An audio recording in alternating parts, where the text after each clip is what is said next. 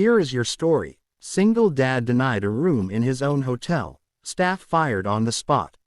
Some days don't start out looking like anything special.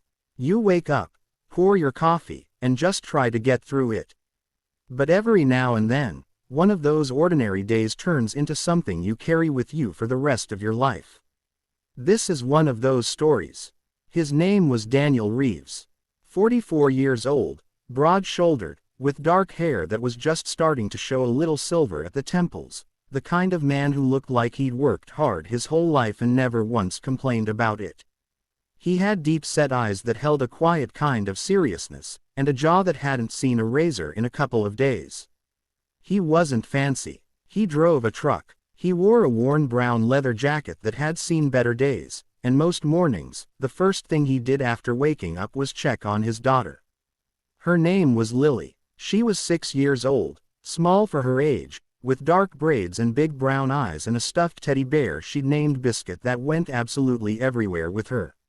She was the kind of child who could fall asleep anywhere, in the truck, on the couch, mid-sentence, and that afternoon, she was curled against her father's shoulder like a little bird, fast asleep, one arm clutching Biscuit tight, her pink jacket bunched up around her cheek. Daniel hadn't planned to bring her with him. But the babysitter had canceled, his sister was 2 hours out of town, and the meeting at the hotel couldn't wait.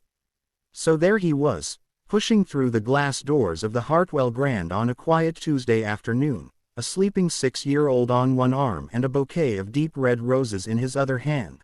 Roses he'd been carrying since that morning, for a reason nobody at that front desk could have known.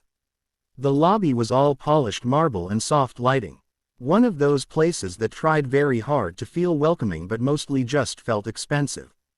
Behind the front desk stood a woman named Cassandra, maybe late 30s, blonde hair pinned back neat, a dark blue uniform jacket, a name tag that caught the light.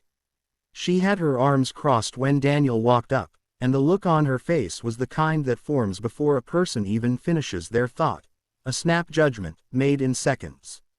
She looked at him, took in the unshaved face, the worn jacket, the sleeping child, the flowers. And something in her expression closed up like a window being shut. "Can I help you?" she said. The words were polite enough. The tone was not. Daniel shifted Lily gently on his shoulder. "Yeah," he said, keeping his voice low so as not to wake her. "I have a reservation. Name's Reeves. Daniel Reeves." Cassandra typed something into the computer. She looked at the screen, then back at him, then at the screen again. "I'm not seeing anything under that name," she said. "Try it again," Daniel said, patient. "Reeves." She typed again. "Nothing's coming up." Behind her, a second woman stood a few feet back, a woman named Maya, dark-haired, sharp-eyed, wearing a cream-colored blazer. She was watching the whole exchange with her arms folded loosely, her expression unreadable. She'd worked at the Hartwell Grand for 11 years. She knew the name Reeves. She was very sure she knew it. Daniel set the roses on the edge of the counter, careful not to make noise, careful not to jostle Lily. "The reservation might be under the company name," he said. "Reeves Hospitality Group." Something shifted in Maya's face. Just slightly. Cassandra, though, didn't catch it. Or didn't let herself. "Sir," she said, lowering her voice in that particular way people do when they want you to feel small without raising a scene, "I'm going to have to ask you to step aside. We have other guests waiting." There were no other guests waiting. Daniel looked at her for a long moment. He was the kind of man who didn't rattle easily. Life had put him through enough that small humiliations just sort of rolled off him now. But today was not an ordinary day, and he was tired in a way that went deeper than sleep. "Ma'am," he said quietly, "my wife is buried 10 minutes from this hotel. Today would have been our 12th anniversary. I'm here because she loved this place. We spent our honeymoon here. And I'd really like to check in, put my daughter down somewhere soft, and just have a few minutes of peace." Cassandra stared at him. Her arms stayed crossed. "I don't have anything under your name," she said again. "I can't help you." And that was when Maya stepped forward. She'd been standing back, watching, giving Cassandra the rope, because she believed in letting people handle their own situations.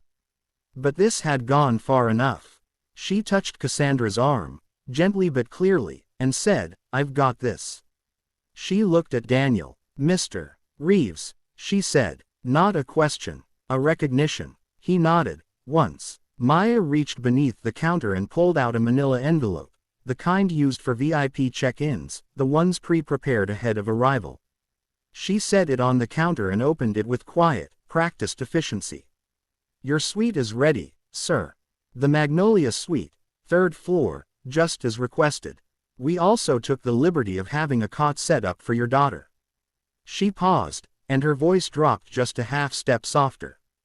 "And we left a small stuffed animal on it, in case she needed a friend." Lily stirred against Daniel's shoulder at that, not waking, just shifting deeper into sleep. Daniel looked at the envelope. He looked at Maya. He took a slow breath, and for just a second, just one, his jaw tightened, and you could see what the day had cost him. "Thank you," he said. That was all, but it was everything. What happened in the next 10 minutes was quiet and swift. Maya walked Daniel personally to the elevator, spoke to him briefly about the suite, about room service, about the arrangements. She told him the kitchen could send up anything he and his daughter needed, anytime. When she came back down, she asked Cassandra to step into the manager's office. Daniel Reeves, she explained, was not simply a guest at the Hartwell Grand. He was, in fact, the owner. Had been for 6 years. He'd bought the hotel not long after his wife was diagnosed, because she had loved it so much and said once, half joking, that she wished she could just live there. He had never, in all that time, walked in demanding to be recognized. He'd always just come in like any other person, quiet, easy, no fuss. And today, of all days, he had been turned away at the door. Cassandra was terminated that afternoon. It wasn't a dramatic moment. It was a quiet, serious conversation, the kind that comes when someone mistakes status for the reason to treat people decently, and forgets that decency should never need a reason at all. Up in the Magnolia Suite, Daniel laid Lily down on the small cot that had been set up beside the window. She barely stirred, her little hand still curled around Biscuit, and on the pillow beside her was a small stuffed rabbit the hotel had left, white with a pink bow. She found it even in sleep, pulled it close without waking. Daniel sat in the chair by the window for a long while. The roses were in a vase on the table now, the ones he'd brought. Red, full, still fresh. The kind his wife had always loved. He looked out over the city below. He thought about 12 years. About how fast time moves and how strange it is that the places we loved most become both the hardest and the most necessary to return to. He didn't order room service.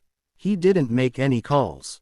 He just sat there, in the quiet of that suite, while his daughter slept, and let himself remember. Sometimes that's all a person needs. A soft place to land. Someone who sees you for who you are, not just what you look like walking through a door. Maya checked in by phone that evening, just to see if they needed anything. Daniel thanked her again. "You didn't have to come down yourself," he told her. "Yes, sir," she said simply. "I did. If this story touched something in you today, we'd love to hear about it.